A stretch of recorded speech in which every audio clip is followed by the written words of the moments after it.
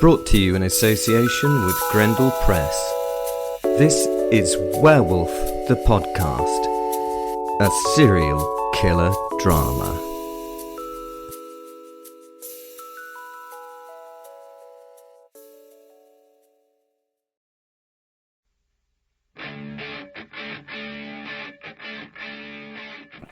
Derek the vampire was something else. I admire them all now. Derek the accountant vampire. I mean, I can see how he must have been a really useful member of the team. I suppose even the undead must pay taxes.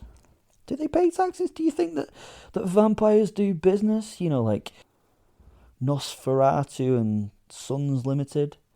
That'd be really cool, wouldn't it? Just imagine what you could write off against the company. I mean, coffins can't be cheap. I really can't imagine those vampires having cheap coffins. How long do you reckon a coffin actually lasts if you live in it? Do you have to have it old coffin-like, and does it have to be coffin-sized? I mean, when does a coffin not be a coffin anymore? Do you get them in like king size and queen size? Do you think you can get double bed versions of coffins, you know, so you can share your coffin with the one you love? Do vampires love? I've got an awful lot of questions to ask vampires. I wonder if they can have like hot tubs or toilets in them. Who knew? Who knew I would be this interested in vampires? Up to now, I'd never been interested in any vampires. Now, due to my evening's experience, I was super interested in them. I would like to say that it was the beautiful gothic girl, vampire. I would like to say that was the reason why I was so interested in vampires. I mean, she was beautiful, all lumpy and lithe in the right areas. She had that element of coolness that none but a vampire can own. Do you think they are cool because they're dead and cold? I mean, she was every 15-year-old boy geek gamer's dream. I have to admit, she was every 45-year-old werewolf's dream as well, let's face it. She was everybody's kind of dream, be it a good dream or a nightmare. I think for me, she may well have been part of a wet nightmare. They are the best kind of dream, and she would definitely be material for one. Scared into coming. Thrilling. Well, it wasn't the gothic girl that got me really interested in vampires. It wasn't really the fact that they were trying to kill me either. I was really interested in vampires now because of Derek. Derek, the accountant vampire. Even I could never imagine that vampires would need an accountant. No other reason. I was just really intrigued. I got back to my flat at 2 o'clock in the morning after murdering Derek in self-defence. Self-defence, obviously. It wasn't murder, it was self-defence, but it felt like murder because it had been so easy. After the attack, I had worked my way home, just pausing here and there to pester, kill and eat. I mean, once you've changed into your werewolf shape or your wolf shape, you might as well use it. Where I live is lovely because there are many lovely little alleyways with lots of lovely little places to hide in the dark. I mean, lovely little doesn't really describe the big black wolf that I am when I'm wandering home. I'm not little, I'm actually huge. From the tip of my toes to the tip of my ears, I stand about 7 or 8 feet tall. That's something in meters. You would think it would be pretty hard to hide as an 8-foot tall wolf, but the back ways, the alleyways and the ginnels of Manchester do a wolf a good service. Also, the people that you meet are very discreet. Oh, that rhymed. Especially at the time in the morning. Drinking, drugs and mental health issues mean that seeing an 8-foot wolf cannot be real, so they just ignore it. I suppose a side note to that is those who don't ignore it die. As I got to my door, I typed my passkey code into the stainless steel modern-looking panel in the modern-looking building to access the modern-looking lift to my modern-looking apartment. I got the idea of a passkey because I tended to lose the keys to my flat every time I transformed. Now, as you can imagine, that gets a little bit annoying and a little bit expensive. I am a very lucky wolf. I own a huge warehouse building next to the canal in Manchester. Now, some of you might have heard that this warehouse has many uses for this werewolf. I've chatted about them before. There are a couple of humans that I model myself on. That is when I'm being human. I found I have to do it to try and be part of real life. Now, these humans I model myself on are actually fictional, so that must tell you how my brain works. Real humans could never be something that I could model myself on. They're a little bit shit, are they not? Now, the first is James Bond, come 007, licensed to kill and thrill. Sadly, I lost my very own license to kill when I left the fucking army. Again, if you've not read or heard the stories of my days in the military, you can find them all available on this podcast. Go listen. They are down in the description, apparently. Or you could just go and buy my book. In the army, I did some licensed killing for a change. I now just have a full-time license to thrill. I rightly or wrongly think that Bond is suave and sophisticated, so as a suave and sophisticated Englishman, I walk around much like Bond. Now, you might be wondering which actor that plays Bond I model myself on. I have to admit it's somewhere between Sean Connery and Daniel Craig. The other fictional character that I model myself on is Batman. Well, not actually Batman. I mean, that would be ridiculous, wouldn't it? Actually, maybe not ridiculous. I am a Wolfman. I even have the costume, and it's a lot easier to change into than Batman's, I suppose. I model myself on Bruce Wayne, you know, the rich idiot who can have whatever he wants. Bruce got his money from his parents after they died. I got some money from my parents after they died. Not that much, to be honest. So they didn't give me the Bruce Wayne lifestyle. But over the years, with the murdering, the torturing, the gambling, the blackmail, the stealing, the thieving, the fraud and the feuds, I've made a shitload of cash. I mean, fucking loads. I suppose Bruce Wayne did it the right way. I mean, he got his money legally, judging by, any businessman. He got people to work for him to build, design and make things, do the press, the marketing and the selling, stealing from those people their time to make his money for a tiny fraction of the amount he was making. That's the legitimate way, isn't it? You get other people to give you parts of their life in form of time for a small amounts of money, while you get the large part of the money that they make because you're the business owner. Fair, right? It's like slavery, but fucking worse. I did it in a very different way. Now, don't think that I'm a good person or doing things for the right reason, but I taxed the rich. It was not for teaching them any moral or ethical virtues. It was not to save the poor. I was no Robin Hood. I just stole the money off the rich because they got the fucking money. You can get money robbing poor people, but to get the kind of money that I like, I would have to rob a lot of poor people, and that would take too much time. I don't have that time to spend on lots of people, so focusing on those with lots of cash makes a lot more fiscal sense. When robbing people, robbing the rich with all that money takes a lot less time and effort for an excellent financial result. I also found that the rich and powerful are very protective of their respectable lives. The only problem is that they have the money to have less respectable lives. This means that blackmail, prostitution and the use of drugs can be easily associated with wealthy people who can afford it, and they can make the appropriate effort to hide it too.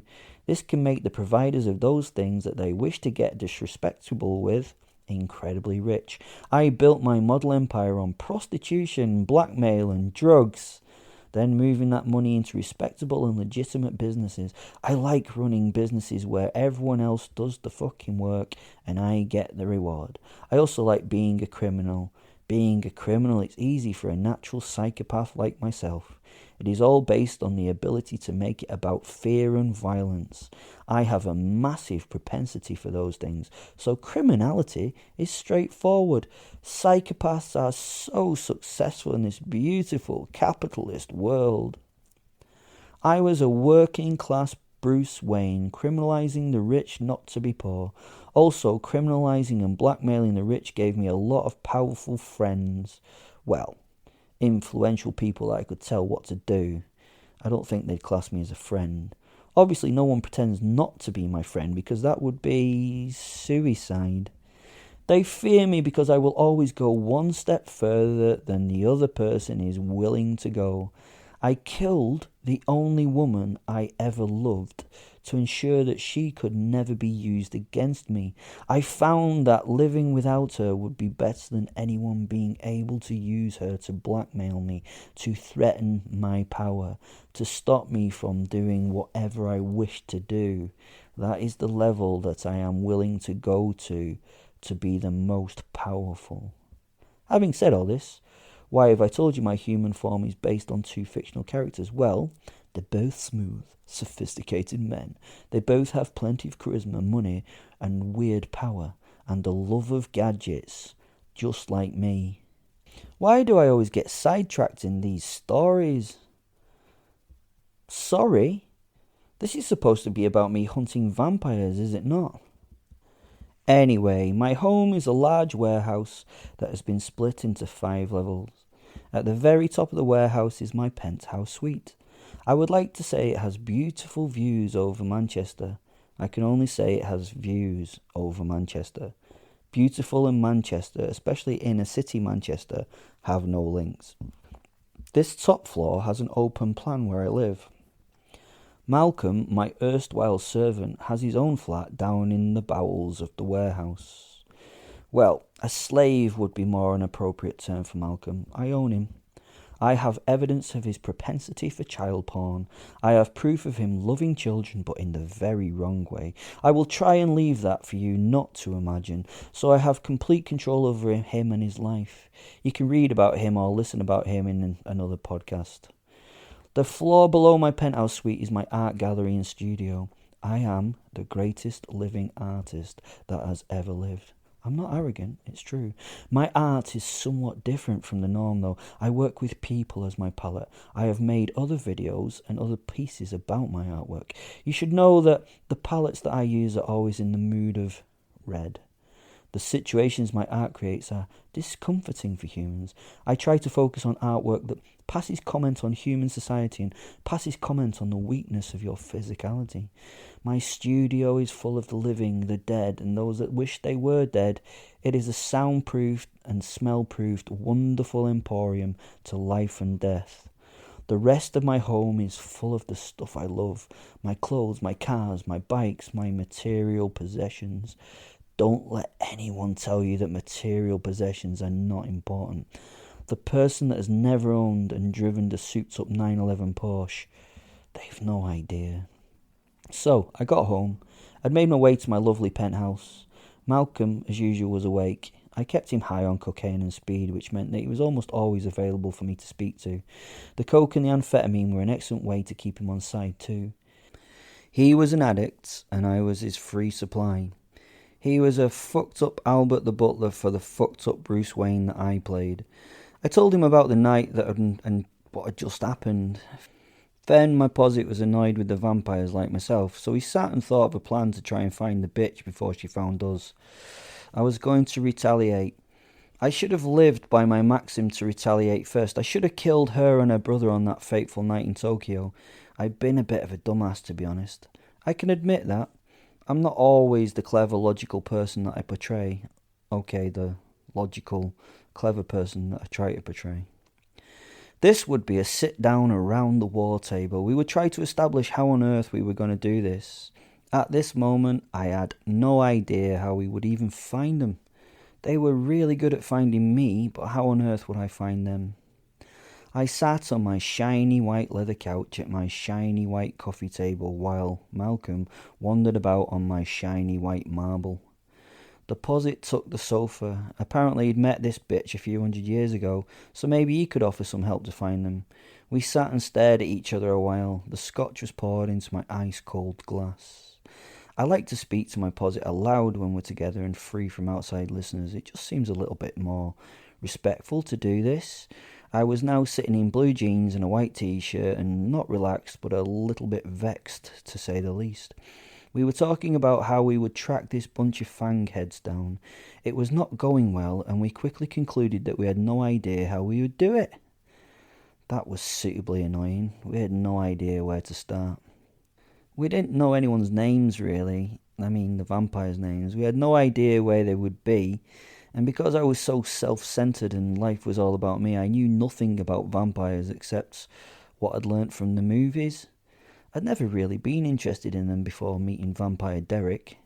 Knowing what people had learned about werewolves from films and what bullshit that was, I guess that my state of knowledge about vampires from the same source would be pretty poor too. Malcolm was walking past when I was saying to the wolf, "I've no idea where to look for a vampire." Malcolm stopped and looked at me and smiled. "You want to find vampires, boss?" he asked. I looked at him and then at the posit, who looked as confused as a giant wolf sitting on a sofa can look confused. Yeah? We need to find some vampires that attacked me a few nights ago. I nodded at the wolf. We're just trying to find out where we would find the fuckers. The Underworld, obviously, he stated blithely. I did not really understand these three words. The Underworld? Do you mean hell? I asked. I mean, These are real vampires that attack me, Malcolm. I've no idea if they go off to hell, but I'm pretty sure that I can't go there. I shook my head dismissively and picked up my glass to swish the alcohol around it before taking a deeply pissed off gulp. No, the nightclub. The nightclub night at Jilly's on Oxford Street. I was halfway through my swallow as this registered. I turned my head again and looked at him in a somewhat, well, I suppose strange manner. It wasn't that his information was not helpful or that it was stupid. It was that Malcolm had this information, and I wasn't really ready for that. He was always doing this kind of thing. You look at him and you would never think that he thought, never mind knew shit. Okay, what are you actually talking about, Malcolm? I asked with compassion. There's a goth night on a Friday at Jilly's, and it's known to be, he went and did the fucking air quotes, vampire friendly. I did not understand what he meant by vampire friendly at this juncture. I know these twats have glamours that make people love them, but vampire friendly? They've a night where vampires are worshipped and people offer themselves to them. They feed off people and people like it. Vampires, they love blood, but they love power and worship even more. They go in there and the crowd treat them like gods. They get offered all the young and beautiful as a smorgasbord of blood types, which they can choose from. They go because they get off on the fact that people give themselves willingly. It's a night for the old ones, as they call them, to party. The night is thinly disguised vampire wine tasting, the wine being... I interrupted him at this point as I knew what the fucking wine was. Okay, right, that's really interesting, Malcolm, but how do you know about this? I mean, how on earth do you know about this? Look at yourself, you're not gothic or what? Let me describe this wonderful human being. He had shoulder-length, rusty ginger greasy hair. His skin is pallid, and his acne has acne. And that acne has the acne scars of a squeezer and someone with no idea of personal hygiene. However, I have tried to teach him many times. He wears glasses, but these are no ordinary glasses. They are those thick bottle-bottomed motherfuckers that are so heavy on his head that the steel aviator frames have created a permanent scar on the bridge of his nose. They weigh so much they spend a lot of time travelling down his conch to the tip. As they are constantly on the move, they are constantly pushed back to the groove in his head. Oh, and surprisingly, they were not held together by clear tape. A shocker. That is what you expected. No, these poor frames had been sat on and squished underneath his arse so many times that they are so warped that your attention is drawn to them and not the feckless face. That nose is bulbous and full of blackheads that the lack of washing mixed with overzealous sebum release promotes. He was a heavy drinker, but I soon beat that habit out of him because he could not function as a caretaker of my most valuable things when drunk. I replaced his love of whiskey with a love of cocaine, which means he now needs me to fulfill his habit. He will never let me down for many reasons, but the main one is that he is an addict to my drugs. This change in the drug of choice means that his nose is red and hemorrhage vessels are fading. They are being replaced with the sunken bulbous eyes of the coke fiend. He looks young for a man in his early 30s with acne and a baby face, so he's tried to grow a moustache and beard. I have to reiterate that he has tried to grow. It makes him look like he looks like he's tried to grow a beard. The shame of it is he would actually be quite good looking if he had an ability to groom himself and present himself. To add to this lack of sexiness, he has big red blemishes on either side of his nose. At first he thought it was eczema, then I brought home a doctor for dinner and they looked at his eczema. We found out that he had athlete's foot on his face. He had a fucking foot fungus on his face. The sad thing was he was feeding the fungus with moisturiser with which he was trying to treat the eczema, which he didn't have. His physique is very strange as well, tall and gangly with a pot belly. His limbs were like bits of string, his knuckles, due to his posture, were by his knees. He was a hunchback of sorts. There wasn't like a literal lump there, but his posture was so bad. He was so hunched because he had kyphosis of the upper spine.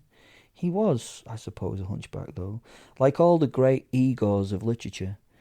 He had considerable sway in his back just above his hips to match this, making his spine look like a squished S from the side, kyphosis at the top and lordosis at the bottom. The Lord Osis also promoted the little potbelly he had, making it stick forward in front of the man. He looked like a chimp in his upper body, a strange contrast to a pair of the longest legs you ever saw on a man. He looked like he was standing on stilts as his shins seemed overly long. Oh, and he had fuck-off huge feet to add to this grotesque nature.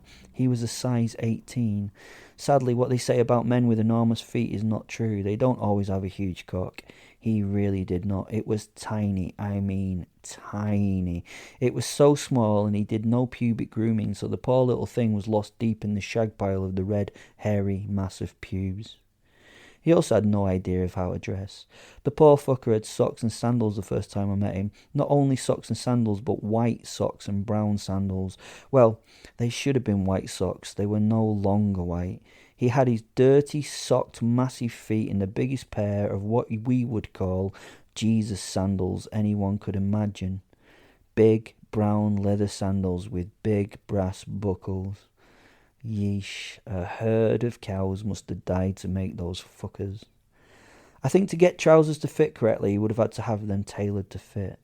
That was not a thing that he would ever consider, so his grey nylon Farah trousers terminated well above his ankles. These pants were not, as we would say, as like kids, as being half-mast, but they were 3/4 length. I mean, it was a look, a real look. Oh, and he wore baggy shirts as a rule to try and hide the body beneath them. It didn't work. We haven't finished describing this unfortunate fuck. He also had several nervous tics that ruled his life. The constant push of the glasses up the nose, even when they were not slipped, and he was incredibly blinky. And they were just two of them. I had to get rid of the other. That was his hands would often be down the front of his trousers, rummaging there in his crotch. We had to stop that one. It made me feel uncomfortable when we were speaking. Let's finish it with the final straws that the awful God he believed in and prostrated himself in front of had given him. His voice and his mannerisms made him a target for everyone. He was fucking perfect for me, the ideal guy to manipulate by the perfect God, which was me. He worshipped at the altar of will and was loyal and particularly good at his job. So a slave to me he was, oh, and a huge sexual pervert to boot. All in all, he wasn't very gothic. You know me, boss. I'm a huge perv, so I smell anything kinky within 100 square miles. The club is a scene for blood play, which is a kink that I have an extreme liking for. Well, you know me, I like stuff like that, he said proudly. The people there are called fang hags. Do you get it? You know, they get fag hags who hang around gay men. So what they've cleverly done is subsume that name and call themselves fang hags. You know, even the guys call them that because they're all androgynous and fuck. I turned to my posit, who looked at me confused and shrugged his wolfy shoulders and laughed. Always good to have a massive perv in the household. It seems like our only lead. I think that we have a date in the Underworld tomorrow night. He started laughing hysterically then. The best thing about this is that there's a dress code to enter, and you're going to have to fucking wear it. That'll cause you more pain than the vampires ever did. I can't wait to see you goth it up, Will. He continued to giggle because he was right. I swallowed the last of my scotch and slammed the glass on the table. Fuck me sideways. Thanks for listening. That's the end of the episode. I hope you really enjoyed it. If you did, and you want to support the show, there is a support the show link in the description. Also, there's a book there. There's my Twitter handle if you want to hear me twatter. And there is a Facebook group that now has 4 people in it. Woo! We've gone from 1 to 4, and I would like to thank those 4 people so much. You are wonderful, and I apologise for the things that I actually put on that group. It's not my fault, I'm a werewolf. Okay, love you, bye.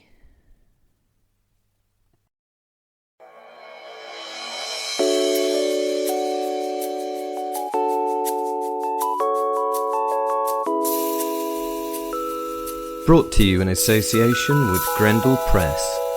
This is Werewolf the Podcast, a serial killer drama.